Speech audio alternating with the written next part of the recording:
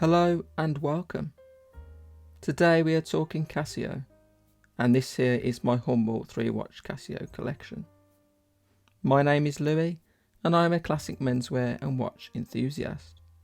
If you enjoy this video, please like and subscribe, I would really appreciate it.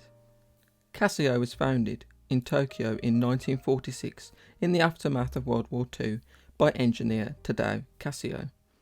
Initially manufacturing innovative electronics like calculators and computers, Casio eventually expanded to selling a wide range of consumer electronics. Casio didn't produce its first digital watch until November 1974, when the Casio Tron was released. The first G-Shock was released in 1983, and since then Casio has forged its legendary reputation for producing durable and reliable watches and other popular electronic products. Whilst Casio is mostly revered amongst watch collectors because of its digital watches and G-Shocks, my relationship with the brand is a little different. I do not own the classic F91W. In fact, I don't really care for digital watches in general, and yet I still believe that Casio is the greatest gateway into watch collecting for the cash-strapped collector. For me, Casio as a brand is unpretentious. In an industry dominated by brand appeal and celebrity endorsements, Casio quietly goes about its business of releasing functional and affordable watches. Whilst everyone obsesses over the latest Tudor model or the price of the hottest Rolex or Patek, Casio inspires new generations of watch enthusiasts the world over every single day.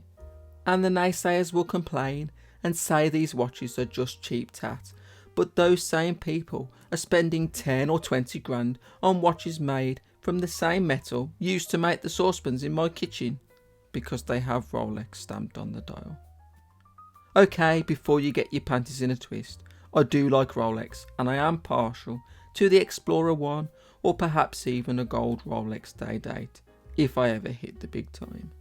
I guess what I'm saying is that the enjoyment of owning a watch comes not in the price you paid or its perceived value, but in the primitive feelings that come with owning something you truly desire. Some of the greatest pleasures in life cost very little. Casio makes so many great looking watches. This watch costs less than £40, but look at the beautiful sunburst dial.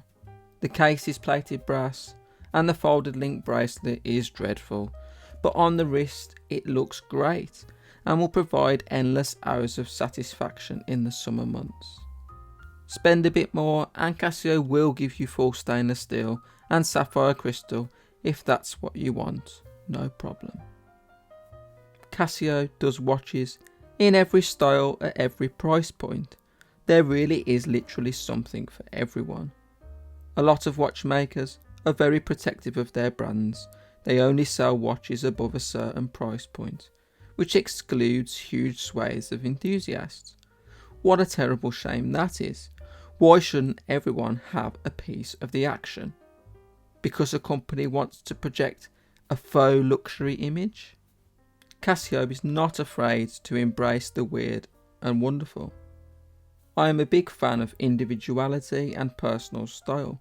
I don't want to be the person that strives to own that hot watch that everyone else wants. I want to be the guy that owns the watch that nobody else has. The watch that nobody has even thought of having. Casio releases some really wacky designs, especially in Asian markets, and I think that's really great. Of course, you can't mention Casio without pointing out that they don't use mechanical movements, which obviously means that they only produce heartless and soulless watches with no history or heritage.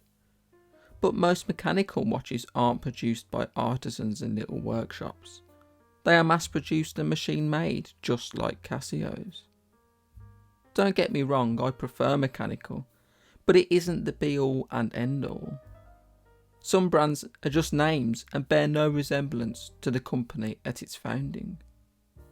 One thing is for certain though, and that is that the bosses at Seiko breathe a sigh of relief every morning they wake up, and Casio hasn't decided to start making mechanical watches. And if it's quality you have a problem with, then Casio has that covered too with its Oceanus line. The Oceanus line is high quality quartz, using higher quality materials and components. Unfortunately, they are limited to the Japanese domestic market, but it's still an option. So there we have it. A lot of respect is put on the Casio name when it comes to digital watches, but I think they deserve an equal amount of respect for their analogue offerings. At the end of the day, a watch is only as good as it makes you feel. This is just my opinion though. Let me know in the comments what you think. That's all I've got time for today. Thank you for watching, and I hope to see you again soon. Bye now.